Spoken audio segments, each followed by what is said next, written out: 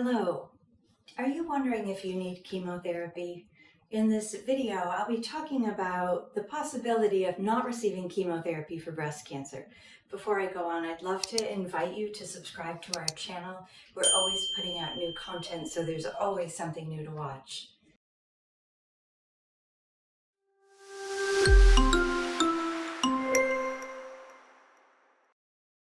So chemotherapy, let me just describe first what it's used for and why the question of skipping chemotherapy might come up. Chemotherapy is used in people who've had surgery for breast cancer or who are offered chemotherapy before surgery for breast cancer. The overall goal is to decrease the risk of the cancer coming back in other parts of the body. That's called recurrent breast cancer, and we would like to avoid that because when it's spread to other parts of the body, we can't cure it. So chemotherapy is often given with curative intent to people with early stage breast cancer, either before or after surgery.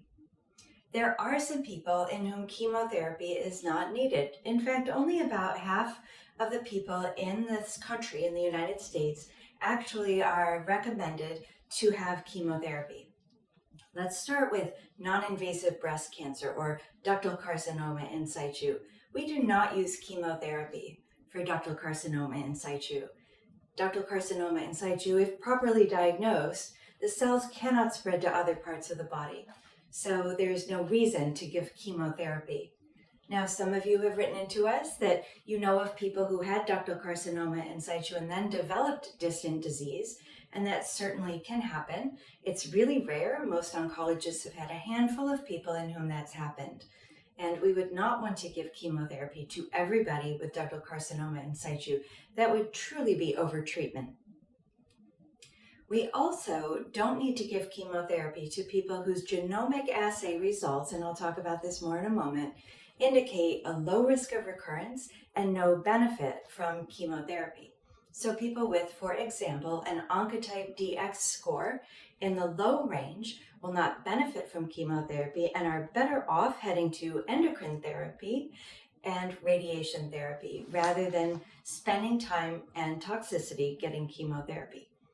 People whose tumors are estrogen and progesterone receptor positive and HER2 negative with up to 3 positive lymph nodes, so either no nodes or a limited number of nodes, 1, 2, or 3, are candidates for Oncotype DX. You might want to check out our video on genomic assays and the Oncotype assay to learn more.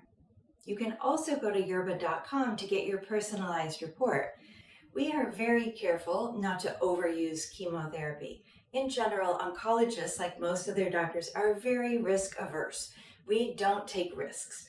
And if the risk of chemotherapy outweighs the possible benefit, we won't recommend it, because even though the risks are low, if the benefit is really low, then the risk of chemotherapy is higher. That's why we don't use it in people with very small tumors that are estrogen or progesterone receptor positive and HER2 negative, because the benefits don't equal the risks.